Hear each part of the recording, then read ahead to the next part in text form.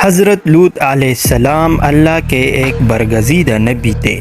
آپ حضرت ابراہیم علیہ السلام کے دور زمانے میں اہل سدوم کی رہنمائی کے لیے نبوت کے منصب پر فائز ہوئے۔ سدوم کے آس پاس 5 نہایت ہی خوبصورت شہر آباد تھے۔ یہ علاقے نہایت ہی سرسبز و شاداب اور قدرت کی فیاضی کا حسین شاہکار تھے۔ یہاں باغات کی کثرت تھی، لہلہاتی کھیتیاں یہاں کی ضروریات سے کہیں زیادہ تھی۔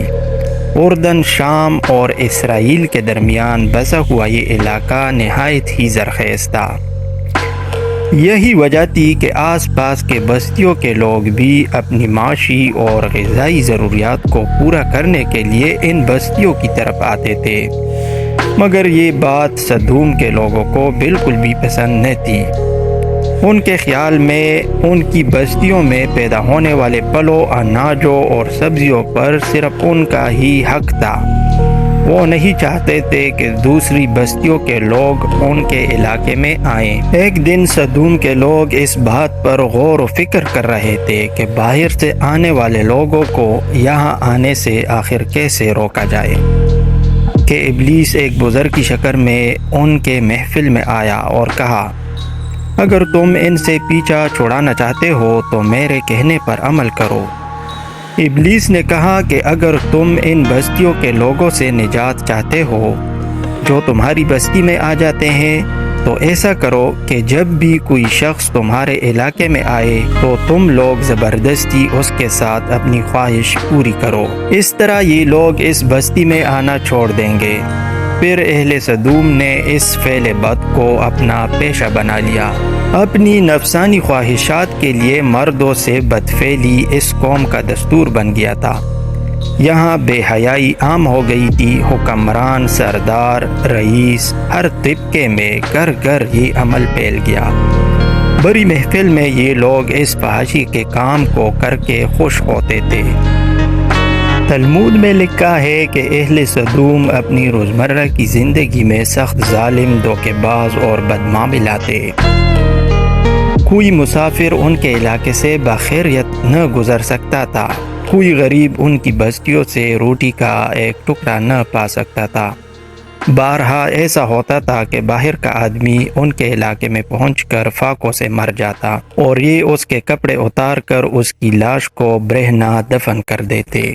حضرت لوط علیہ السلام نے انہیں توحید کی دعوت دی اور بدکاری کے اس گناہونے عمل سے توبہ کرنے کا حکم دیا۔ حضرت لوط علیہ السلام نے کہا، تم بے حیائی کیوں کرتے ہو؟ کیا تم عورتوں کو چھوڑ کر لذت حاصل کرنے کے لیے مرد کی طرف مائل ہوتے ہو؟ حقیقت یہ ہے کہ تم احمق لوگ ہو۔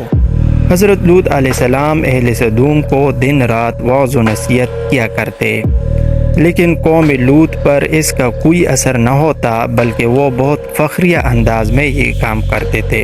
انہیں حضرت لوط علیہ السلام کا سمجھانا بھی برا لگتا تھا، لہٰذا انہوں نے صاف صاف کہہ دیا کہ اگر تم ہمیں اسی طرح برا کہتے رہے اور ہمارے کاموں میں مداخلت کرتے رہے تو ہم تمہیں اپنے شہر سے نکال دیں گے۔ حضرت لوط علیہ السلام نے نصیحت و تبلیغ کا سلسلہ جاری رکھا۔ لہٰذا ایک دن اہل سدوم نے خود ہی عذاب الہی کا مطالبہ کر دیا۔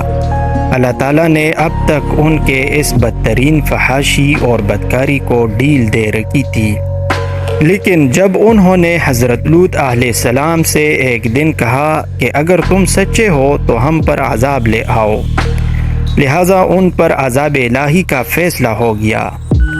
اللہ نے اپنے خاص فرشتوں کو دنیا کی طرف روانہ کر دیا۔ پھر یہ فرشتے حضرت لوط علیہ السلام کے گھر تشریف لے آئے۔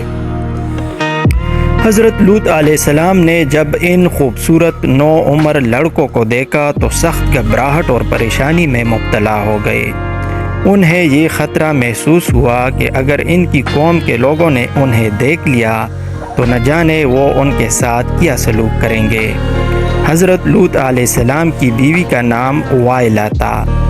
اس نے آپ پر ایمان نہ لایا تھا اور وہ دراصل منافقہ تھی جو کافروں کے ساتھ تھی۔ لہٰذا اس نے جا کر اہل سدوم کو یہ خبر دے دی کہ لوط کے گھر نوجوان لڑکے مہمان ٹھہرے ہوئے ہیں۔ یہ سن کر بستی والے دوڑتے ہوئے حضرت لوط علیہ السلام کے گھر پہنچے۔ حضرت لوط علیہ السلام نے کہا، اے قوم، یہ جو میری قوم کی لڑکیاں ہیں یہ تمہارے لیے جائز اور پاک ہیں۔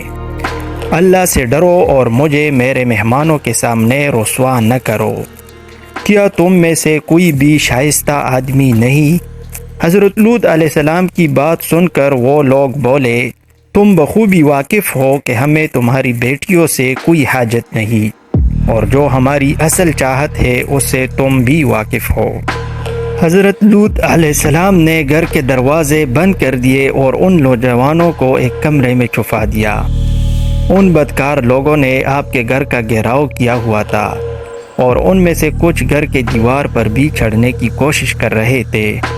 حضرت لوط علیہ السلام اپنے مہمانوں کی عزت کے خیال سے بہت زیادہ گھبرائے ہوئے تھے۔ فرشتے یہ سب منظر دیکھ رہے تھے۔ جب انہوں نے حضرت لوط علیہ السلام کی بے بسی اور پریشانی کا یہ عالم دیکھا تو حقیقت سے پردہ اٹھاتے ہوئے یوں فرمایا، اے لوط، ہم تمہارے رب کے بھیجے ہوئے فرشتے ہیں، یہ لوگ ہرگز تم تک نہیں پہنچ سکیں گے۔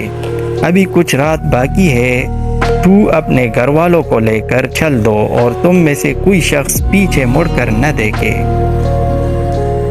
اہل سدوم حضرت لوط علیہ السلام کے گھر کا دروازہ توڑنے پر آ گئے، لہٰذا حضرت جبرائیل علیہ السلام نے گھر سے باہر نکل کر اپنے پر کا ایک کونا انہیں مارا، جس سے ان سب کی آنکھوں کے ڈیلے باہر نکل آئے اور بصارت زائل ہو گئی۔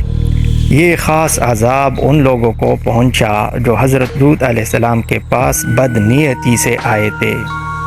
حضرت لوط علیہ السلام حقیقت حال جان کر مطمئن ہو گئے اور اپنے گھر والوں کے ساتھ رات ہی کو نکل کھڑے ہوئے۔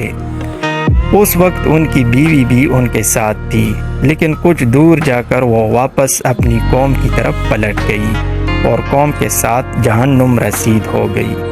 صبح کا آغاز ہوا تو اللہ کے حکم سے حضرت جبرائیل علیہ السلام نے بستی کو اپنے پر سے اکھاڑ دیا اور پھر اپنے بازو پر رکھ کر آسمان پر چڑھ گئے، یہاں تک کہ آسمان والوں نے بستی کے کتوں کے بھونکنے اور مرغوں کے بولنے کی آوازیں سنی۔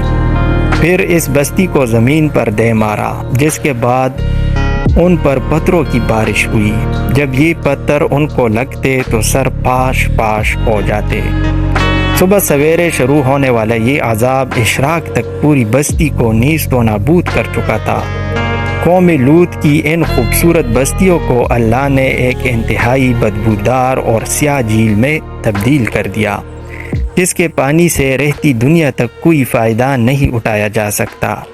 سمندر کے اس خاص حصے میں کوئی جاندار مچھلی، مینڈک وغیرہ زندہ نہیں رہ سکتے، اس لیے اسے ڈیڈ سی یعنی بحر مردار کہا جاتا ہے، جو اسرائیل اور اردن کے درمیان واقع ہے۔